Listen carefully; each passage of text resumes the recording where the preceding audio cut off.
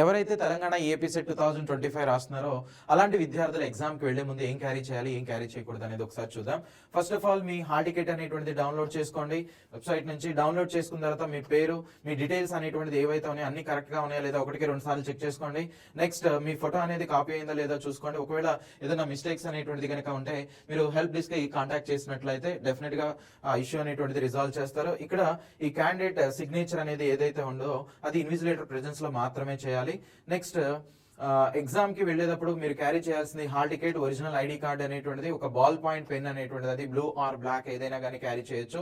అయితే ID cards అంటే ఎలాంటి వాటిని యాక్సెప్ట్ చేస్తారంటే కాలేజ్ వాళ్ళు ఇష్యూ చేసిన ఐడి కార్డ్ కానీ, Aadhaar, driving licence, passport, PAN card, voter ID. అయితే వీటిలో ఉండేటువంటి మీ నేమ్ స్పెల్లింగ్ అనేటువంటిది కానీ, డేట్ ఆఫ్ బర్త్ ఏదైతే ఉన్నాయో సో వీటి మీద కరెక్ట్ గా ఉన్నటువంటి ఐడి కార్డ్ మాత్రమే మీరు క్యారీ చేయండి. నెక్స్ట్ ఎలాంటి వాటిని చేయకూడదు అంటే మీ చేతికి మెహందీ ఇలాంటి వాటిని పెట్టుకున్నట్లయితే, గోరింతాగులు కానీ ఇలాంటిది ఏదైనా పెట్టుకున్నట్లయితే, టాటూస్ కానీ సో మోస్ట్లీ బయోమెట్రిక్ లో ఫెయిల్ అవడం జరుగుతుంది. ఎందుకంటే ఇక్కడ థంబ్ ఇంప్రెషన్ అనేటువంటిది ప్రాపర్ గా జరగదు అనమాట. నెక్స్ట్ క్యాలిక్యులేటర్స్ కానీ, నెక్స్ట్ లాగరిథం టేబుల్స్ కానీ, పేజెస్ కానీ, సెల్ ఫోన్స్ కానీ, రిస్ట్ వాచెస్ కానీ సో ఇలాంటి ఏవైతే ఉంటాయో, నెక్స్ట్ ఎలక్ట్రానిక్ గాడ్జెట్స్ ఏవైతే ఉన్నాయో వీటిని మోస్ట్లీ ఎలా అనేటువంటిది చేయరు. సో కాబట్టి అవన్నీ కూడా ఒకసారి చూసుకోండి. రఫ్ వర్క్ ఇలాంటిది చేయడానికి పేపర్స్ అనేటువంటిది ఇస్తారు. ఆ పేపర్స్ కూడా మోస్ట్లీ మీకు ఎగ్జామ్ హాల్ ఇవ్వడం జరుగుతుంది. అవి కంప్లీట్ చేసిన తర్వాత మీరు అక్కడే సబ్మిట్ చేసి వచ్చేసేయాలి. నెక్స్ట్ అంతేకాకుండా ఎగ్జామ్ సెంటర్ ఏదైతే ఉందో ముందుగానే వెళ్ళి ఒకసారి చూసుకోండి. సో మీరు కానీ లేదంటే మీకు ఎవరైతే ఎగ్జామ్ మీతో పాటు వస్తారో హెల్ప్ చేయడానికి వాళ్ళని వెళ్ళి ఒకసారి అది కన్ఫర్మ్ చేసుకోమని చెప్పండి.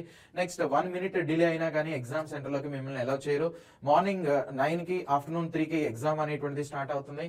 అయితే బయోమెట్రిక్ ప్రాసెస్ వల్ల మీకు 1.5 hour ముందు నుంచే ఎగ్జామ్ సెంటర్ లోకి అలౌ చేస్తారు. అంటే మార్నింగ్ 7:30 నుంచి ఆఫ్టర్నూన్ వచ్చేసరికి 1:30 నుంచి ఎగ్జామ్ హాల్ లోకి అలౌ చేస్తారు. వెళ్ళేటప్పుడు మీరు ఏమేమి క్యారీ చేయాలో చెప్పాం కాబట్టి అది చూసుకోండి. నెక్స్ట్ తెలుగు, ఇంగ్లీష్ రెండింటిలో కూడా క్వశ్చన్స్ అనేటువంటిది ఉంటాయి. అయితే ఇంగ్లీష్ లో, తెలుగులో ఏదైనా మిస్టేక్స్ ఉంటే ఇంగ్లీష్ లో ఇచ్చినటువంటి కంటెంట్ ని మనం కన్సిడర్ చేయాల్సి ఉంటుంది.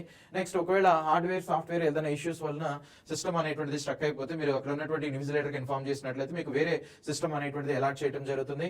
ఇది కంప్లీట్ గా సిబిటి టెస్ట్ కాబట్టి మీకు ఈ టెస్ట్లు అనేది ఖచ్చితంగా 1 or 2 రాసి ఉండాలి. అట్లీస్ట్ ఒక 3 టెస్ట్లు అనేటువంటిది రాస్తే మీకు హెల్ప్ అవుతుంది. అందుకని మన ఏస్ ఆన్లైన్ ప్లాట్ఫామ్ ద్వారా ఫ్రీ ఆన్లైన్ టెస్ట్ సిరీస్ అనేటువంటిది ప్రొవైడ్ చేస్తున్న. టోటల్ గా 8 ఉంటాయి. సబ్జెక్ట్ వైజ్ ఒకటి 3, మల్టిపుల్ సబ్జెక్ట్ వైజ్ ఒకటి 3, ఫుల్ లెంత్ టెస్ట్ అనేటువంటిది ఒక 2 ఉంటాయి.